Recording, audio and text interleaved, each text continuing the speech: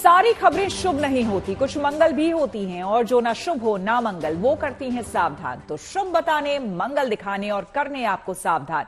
मैं हूं आपके साथ श्वेता झा और आज हम बात कर रहे हैं मणिपुर की, जहां एक बेहद ही हैरान करने वाली तस्वीर सामने आई। गाड़ियों में हथियार लेकर एक गुट सुरक्षा बल के पास पहुंचा और सभी हथियारों को सरेंडर कर दिया गया। एक दो नहीं बल्कि करीब 250 हथियार। ये सरेंडर मणिपुर में शांति की शुरुआत हो सकती है। राज्यपाल की अपील के बाद मैतेई समुदाय के एक बड़े गुट ने लूटे गए हथियारों को सरेंडर करने का फैसला किया और इस तरह दूसरे गुटों को भी शांति का रास्ता दिखा दिया। हालांकि अभी कुछ भी कहना जल्दबाजी होगा, पर जिस तरह से शांति के लिए पहल की गई है उससे उम्मीद बनती है कि मणिपुर की सूरत जल्द ही बदल सकती है। आज आपको हथियार सरेंडर की हर तस्वीर हम दिखाएंगे, साथ ही राज्यपाल और केंद्र सरकार की रणनीति पर भी चर्चा होगी। लेकिन आइए शुरुआत करते हैं इम्फाल की ऐसी तस्वीरों से जो कि मणिपुर के लिए शुभ संकेत है। मणिपुर में इस वक्त राष्ट्रपति शासन है। सरकार की कमान राज्यपाल अजय कुमार भल्ला के हाथों में है, जिन्होंने कुछ दिनों पहले वहां सभी गुटों से हथियार सरेंडर करने की अपील की। कहा कि सुरक्षा बल और पुलिस से लूटे गए हथियार अगर खुद ब खुद वापस कर दिए जाते हैं तो कोई सजा नहीं होगी। कुछ लोगों ने हथियार वापस कर दिए हैं, मगर इंतजार था बड़े गुटों के सामने आने का। हफ्ते भर की समय सीमा खत्म होने से पहले मैतेई समुदाय के बड़े गुट ने बड़ा फैसला किया और करीब 250 हथियार सरकार को सौंप दिए। देखिए ये रिपोर्ट।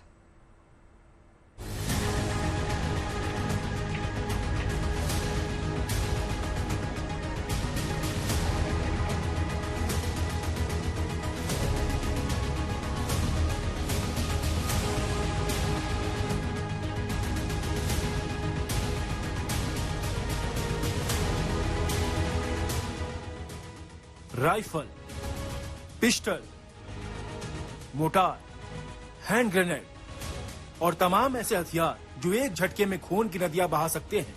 इतना ही नहीं, हेलमेट, जैकेट, जूते, वर्दी और ऐसे तमाम उपकरण जो सुरक्षा बल या पुलिस के पास ही होते हैं। आप ये तस्वीरें देखकर हैरान होंगे, पर ये जान लीजिए कि ये हथियारों की प्रदर्शनी नहीं है, बल्कि हथियारों का सरेंडर है। और इस सरेंडर के बाद हिंसा की आग में झुलसते मणिपुर में स्थायी शांति की उम्मीद बनी है। एक गंभीर और उलझे हुए मुद्दे को सुलझाने का रास्ता नजर आया है। ये दिन खास है क्योंकि मणिपुर में मैतेई गुट अरामबाई टेंगोल के लोगों ने राज्यपाल की पहल पर भरोसा जताया है और उनकी अपील पर करीब 250 हथियार सरेंडर कर दिए हैं। जब गाड़ियों में ये हथियार सरकार के सामने सरेंडर के लिए आए तो वहाँ मैतेई समुदाय के लोगों की अच्छी खासी तादाद नजर आई। सभी ने इस फैसले का स्वागत किया और साथ ही राज्यपाल पर भरोसा जताया।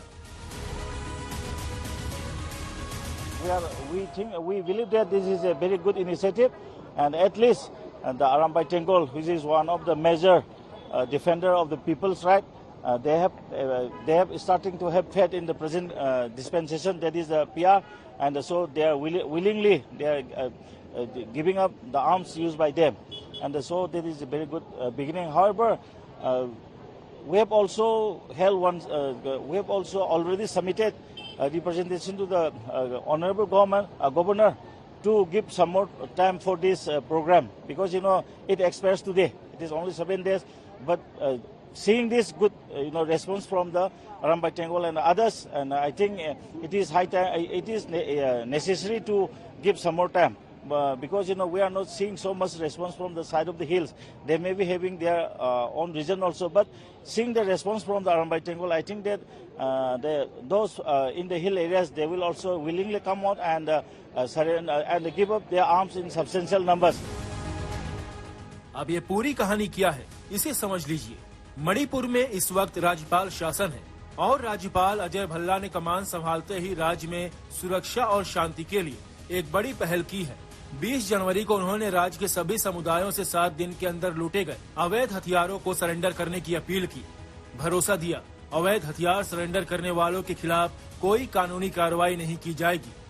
राज्यपाल ने कहा कि मैं सभी समुदाय के लोगों, विशेष रूप से घाटी और पहाड़ियों के युवाओं से अनुरोध करता हूं कि वे अपनी मर्जी से आगे आए और लूटे अवैध हथियारों, गोला बारूद को आज से 7 दिनों के अंदर निकटतम पुलिस स्टेशन, चौकी या सुरक्षा बलों के शिविर में सरेंडर कर दें। मई 2003 से मणिपुर में मैतेई और कुकी दोनों समुदायों के बीच हिंसा जारी है।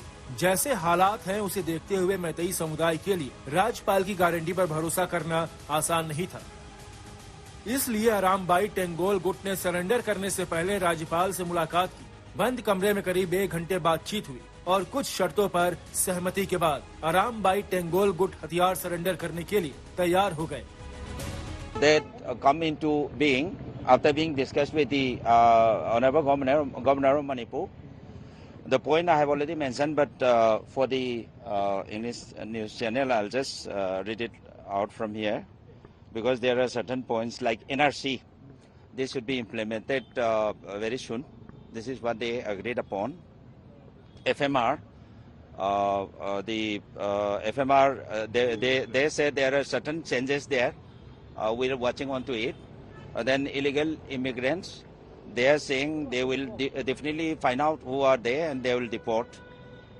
Then also about the poppy cultivation, they said they will try their best to make it clean poppy cultivation in Manipur. राज्यपाल ने हथियार सरेंडर के लिए जो समय सीमा तय की थी, उससे पहले ही अरामबाई टेंगोल गुट ने हथियारों का जखीरा सरकार के सामने रख दिया, इस उम्मीद के साथ कि यहां से स्थायी शांति का सिलसिला शुरू होगा, राज्य का माहौल बदलेगा, आम लोगों को सुरक्षा मिलेगी। वो अरामबाई टेंगोल जो है ये हमारा बेटा लोग है। वो लोग तो ऐसे इंसर्जेंसी नहीं है। वो लोग तो सिर्फ हमारे मणिपुर की टेरिटोरी को बचाने के लिए काम किया है। अब लड़ाई ऐसा चलता रहा और अभी पीआर आ गया, तो गवर्नर ने एडवाइस किया कि 7 डेज के अंदर इन लोगों का हथियार वापस लाने को। इसीलिए आज इन लोगों का हथियार जो है वो सरेंडर किया है। सरेंडर करने से भी हमारे मन में ऐसा सोचता है कि शांति आएगा कि नहीं आएगा। हमने सोचा कि अगर कुकी लोग जो है इन लोगों का भी हथियार इन लोगों का भी पकड़ना चाहिए। सिर्फ हमारे मैतेई लोगों के हथियार सरेंडर कराने से शांति नहीं लाएगा। हम सोचती हूँ कि जो कुकी लोग जो है इन लोगों का हथियार भी पकड़ने को आशा करती हूँ। मणिपुर जो अरसे से अशांत है, उसकी मुख्य वजह है मैतेई और कुकी समुदाय का तनाव। ये तनाव इसलिए बड़ा हो गया क्योंकि मैतेई समुदाय को एसटी का दर्जा देने की मांग उठी, पर यह संघर्ष बेलगाम इसलिए हो गया क्योंकि दोनों ही गुटों के पास ऐसे अत्याधुनिक हथियारों का जखीरा मौजूद रहा। अब सवाल है कि ये हथियार आए कहां से? जब से हिंसा शुरू हुई, भीड़ ने राज्य के शस्त्रागार, पुलिस स्टेशनों, चौकियों और दूसरी जगहों से हथियार लूट लिए। जब तक ये हथियार लोगों के हाथ में होंगे, शांति के लिए कोई भी कोशिश कामयाब नहीं हो सकती। इसलिए राज्यपाल ने सबसे पहले हथियार जमा कराने की बात की। मणिपुर से लूटे गए हथियारों को लेकर 20 फरवरी को मणिपुर के राज्यपाल की तरफ से ये आह्वान किया गया था कि जिन लोगों ने हथियारों को लूटा है वो इसको वापस कर लें, नहीं तो उनके खिलाफ दंडात्मक कार्रवाई की जाएगी। अब ये आह्वान उनका जो किया गया वो अब रंग लाता हुआ दिखाई पड़ रहा है। सशस्त्र गुट जो मणिपुर का है उसने अब हथियारों को वापस करना शुरू कर दिया है। अरामबाई टेंगोल की तरफ से 246 हथियारों को अभी हाल फिलहाल में वापस किया गया है। 7 दिन का जो वक्त दिया गया था, उस वक्त के बीच में ये जो ग्रुप की तरफ से अलग अलग स्थानों पर जो शस्त्रागार हैं वहां से हथियारों को लूटा गया था, उनको अब वापस किया जा रहा है। जानकारी ये बताती है कि 2023 में जब यहां पर हिंसा हुई थी तो उस दौरान इम्फाल के इलाके में या फिर अन्य दूसरी जगहों पर जो शस्त्रागार हैं वहां से 6000 के आसपास हथियार और गोला बारूद को लूट लिया गया था, जिसमें सिर्फ और सिर्फ 1200 हथियारों को अब तक वापस किया गया था। मणिपुर के राज्यपाल ने जब आह्वान किया उसके बाद अब धीरे धीरे करके लोग हथियारों को जमा कर रहे हैं। माना जा रहा है कि हिंसा करने वाले जो लोग हैं वो इन हथियारों का इस्तेमाल एक दूसरे के खिलाफ करते रहे हैं। ऐसे में ये हथियार जब वापस आ जाएंगे तो हिंसक घटनाओं में काफी कमी आएगी और राज्यपाल इसको लेकर के आगे लगातार कदम बढ़ा रहे हैं। आने वाले दिनों में इस तरीके से और भी लोग हथियारों को वापस करेंगे, लेकिन 246 हथियार जो वापस किए गए हैं, एक ये बड़ा कदम बताया जा रहा है। राज्यपाल की अपील का असर हुआ, हथियार सरेंडर होने लगे हैं और जब कामयाबी दिखने लगी तो ये मांग उठी कि गुटों को कुछ और समय दिया जाए ताकि वो हथियार जमा कर सके। इसे देखते हुए राज्यपाल ने शुक्रवार को समय सीमा बढ़ाने का फैसला किया। अब हथियार सरेंडर करने की आखिरी तारीख 6 मार्च 2025 कर दी गई है। उम्मीद की जा रही है कि अरामबाई टेंगोल का उदाहरण देखते हुए अगले 6 दिनों से दूसरे गुट भी अपने हथियारों को सरेंडर करेंगे और अगर ऐसा नहीं होता है तो उन्हें सरकार के सख्त रुख का सामना करना पड़ सकता है, क्योंकि राज्यपाल की अपील चेतावनी के साथ है। यानी समय सीमा खत्म होने के बाद जो भी गैर कानूनी या लूटे गए हथियारों के साथ पकड़ा जाएगा उसके खिलाफ कानूनी कार्रवाई होगी। राज्यपाल ने साफ कहा है कि सबसे बड़ी बात यह है कि समय सीमा खत्म होने के बाद सुरक्षा बल और पुलिस एक बड़ा ऑपरेशन शुरू करने जा रही है, इसलिए ये मणिपुर में शांति और सौहार्द चाहने वालों के लिए आखिरी मौका है। इसके बाद समय सीमा बढ़ाई नहीं जाएगी, वो अभी बिना किसी भय के हथियार सरेंडर कर सकते हैं। आसार है कि मैतेई गुट की तर्ज पर दूसरे लोग भी सामने आएंगे और हथियार सरेंडर करेंगे। इम्फाल से बेबी शिरीन और दिल्ली से जितेंद्र बहादुर सिंह के साथ bureau report, good news today.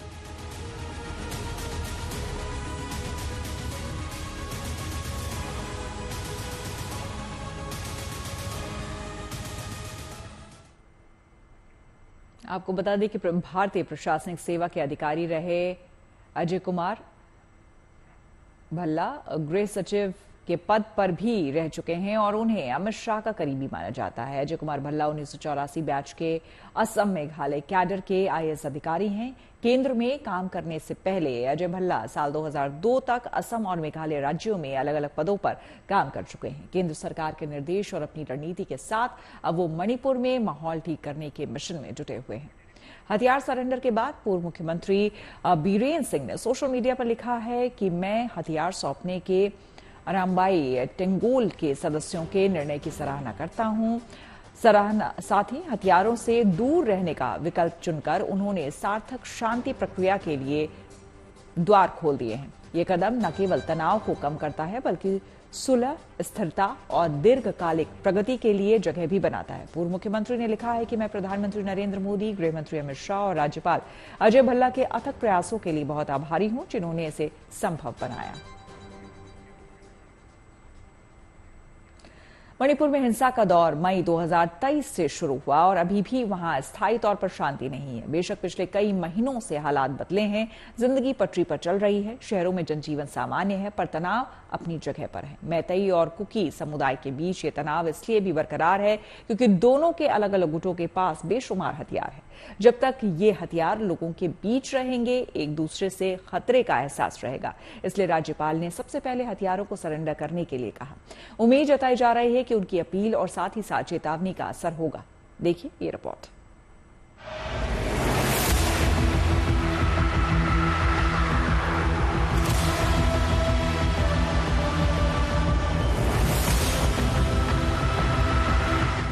एक, दो या 10 नहीं बल्कि 21 महीनों से मणिपुर में हिंसा जारी है। कभी हिंसा की ये आग तेज होती है, कभी मध्यम, मगर सच्चाई यही है कि इस दौरान इस छोटे से राज्य की फिजा में हर वक्त ऐसा तनाव रहा जो चेहरों पर साफ साफ दिखाई देता है। इसी दौरान 9 फरवरी को जब मुख्यमंत्री एन बीरेन सिंह ने इस्तीफा दिया तो पहला सवाल यही था कि माहौल बेहतर करने के लिए अब क्या कदम उठाए जाएंगे। 4 दिन बाद राज्यपाल शासन लागू हुआ। कमान संभालते ही राज्यपाल अजय कुमार भल्ला ने स्थायी शांति की दिशा में काम शुरू किया और उसका नतीजा है कि मैतेई गुट अरामबाई टेंगोल हथियार सरेंडर करने के लिए तैयार हो गया। मई 2024 में चुराचांदपुर इलाके में हुई हिंसा के बाद सांस्कृतिक संगठन अरामबाई टेंगोल जनता के रक्षक के तौर पर उभरा था। इस गुट ने हथियारों के दम पर अपने लोगों की सुरक्षा का दावा किया, मगर ये शांति का रास्ता नहीं हो सकता। इसलिए जब राज्यपाल ने पुख्ता सुरक्षा का भरोसा दिया तो अरामबाई टेंगोल ने हथियार सौंप देने का फैसला किया। Have attack us. इस बात के लिए मंजूरी मिली है कि अगर मैती समुदाय के लोगों या संपत्ति पर हमला होता है तो हम जवाब दे सकते हैं। इसका मतलब ये है कि प्रशासन इम्फाल घाटी की पूरी तरह सुरक्षा करेगी। They are saying they will guard the peripheral areas of Imphal Valley 100% safe. सवाल है कि मणिपुर में तनाव क्यों है और सुरक्षा की गारंटी क्यों चाहिए। असल में मणिपुर मुख्य रूप से घाटी और पहाड़ियों के बीच मनोवैज्ञानिक रूप से बटा हुआ है। घाटी यानी इम्फाल और जिरीबाम में गैर आदिवासी यानी मैतेई समुदाय का दबदबा है, जबकि पहाड़ियों पर कई जनजातियां रहती हैं, जिनमें कुकी समुदाय प्रमुख है। मैतेई समुदाय की आबादी करीब 53% है, जबकि कुकी और नागा समुदाय की आबादी करीब 40% है। कई मुद्दों को लेकर पहाड़ी और घाटी के लोगों के बीच टकराव रहा है। मई 2023 में यह टकराव मैतेई समुदाय को एसटी दर्जा दिए जाने की मांग के साथ बढ़ गया और उसके बाद हिंसा का लंबा दौर शुरू हो गया। इस हिंसा में काफी खून बहा, आम लोगों को बहुत नुकसान हुआ। करीब 300 लोगों की मौत हुई और 1500 से ज्यादा लोग घायल हुए। ऐसा नहीं कि इस दौरान हिंसा रोकने की कोशिश नहीं हुई। सरकार ने हर संभव कदम उठाया, सख्ती के साथ बातचीत भी की गई, मगर दोनों तरफ के कई गुटों ने मोर्चा संभाले रखा। मैतेई गुटों में अरम्बाई टेंगोल के अलावा पीपल्स लिबरेशन आर्मी है, coordinating committee of Manipur integrity और मैतेई लिपुन है। तो कुकी समुदाय के गुटों में Kuki national army, Kuki revolutionary army और कुकी स्टूडेंट ऑर्गेनाइजेशन है। हथियारों को लेकर जो तनातनी शुरू हुई वो गंभीर संघर्ष तक चली गई, यहाँ तक कि कई बार उसके सामने पुलिस और सुरक्षा बल नाकाम साबित हुए। हिंसा से सबसे ज्यादा तेंगुपाल, चुराचांदपुर, विष्णुपुर और इम्फाल प्रभावित हुए। इस हिंसा का नतीजा ये हुआ कि 60,000 लोग घर छोड़कर रिलीफ कैंप में रह रहे हैं। 11,000 से ज्यादा FIR दर्ज की गई और 500 लोगों को गिरफ्तार किया गया। शांति कायम रखने में पुलिस ही नहीं जुटी है, बल्कि पूरे राज्य में सेंट्रल आर्म फोर्सेस की 288 कंपनियों में करीब 40,000 जवान तैनात हैं। हालांकि दोनों समुदायों के बीच स्थायी शांति जरूरी है, जो विश्वास के रास्ते ही हासिल की जा सकती है। राज्यपाल जो कदम उठा रहे हैं उससे लोगों में एक नई उम्मीद जगी है। Solving for any problem, peace is required. And what happened in Manipur is that किसी भी समस्या के समाधान के लिए शांति जरूरी है। दुर्भाग्य ये है कि इस हिंसा में मैतेई लोगों को निशाना बनाया गया है। मौजूदा राज्यपाल बहुत सम्मानीय और अच्छे हैं। हमें यकीन है कि वो शांति के लिए और दूसरे कदम उठाएंगे। respected and he is a very firm and he is a very good person. राज्यपाल की अपील के बाद सिर्फ अमरबाई टेंगोल ने हथियार सरेंडर नहीं किए, बल्कि मणिपुर में राष्ट्रपति शासन लगने के बाद से ही हथियारों का सरेंडर जारी है। इम्फाल ईस्ट, विष्णुपुर, थौबल, कांगपोकपी, जिरीबाम, चुराचांदपुर और इम्फाल वेस्ट जिलों में हथियार सरेंडर किए गए। इनमें अलग अलग तरह के हथियार हैं। सबसे ज्यादा हथियार इम्फाल वेस्ट से सरेंडर किए गए। यहाँ से 12 CMG, 2 303 राइफल, 2 SLR राइफल और गोला बारूद सरेंडर किए गए। तो जिरीबाम में 5 डबल बैरल, 1 9mm कार्बाइन और ग्रेनेड सरेंडर किए गए।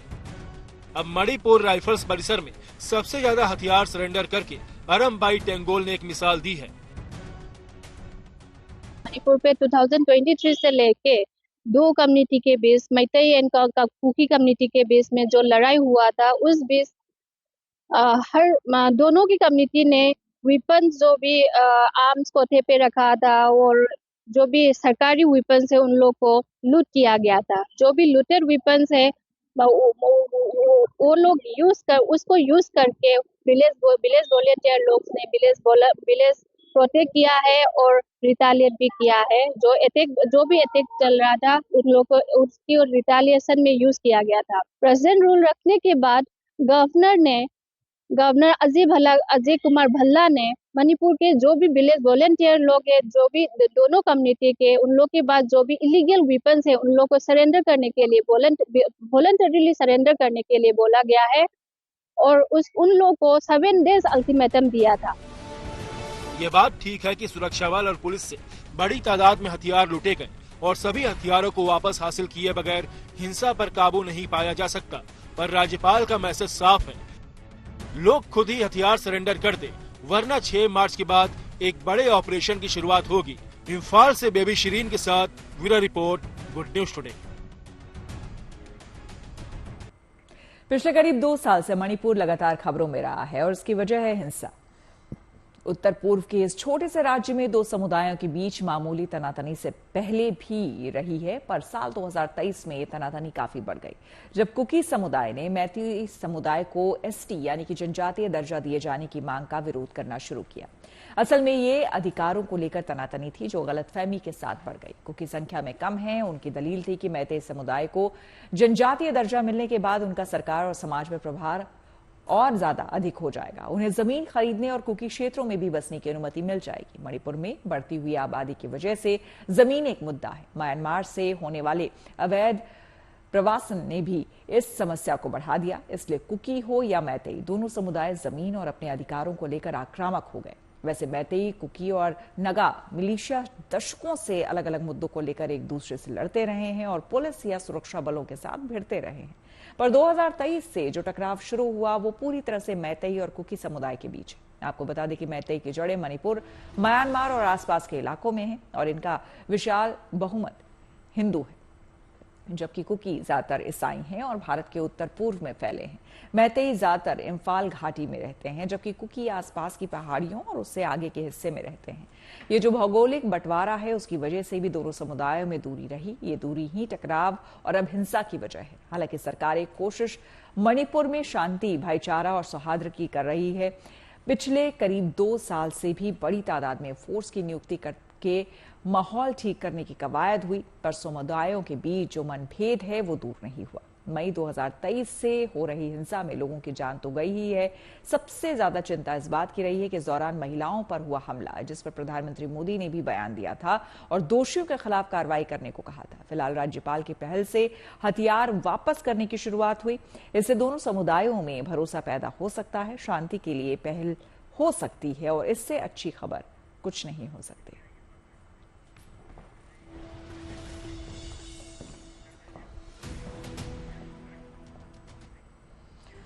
उम्मीद है आपका दिन शुभ रहा। तो कल की मंगल कामना के साथ आपको रहना है सावधान। तब तक के लिए मुझे यानी श्वेता झा को दीजिए इजाजत, लेकिन आप देखते रहिए गुड न्यूज टुडे।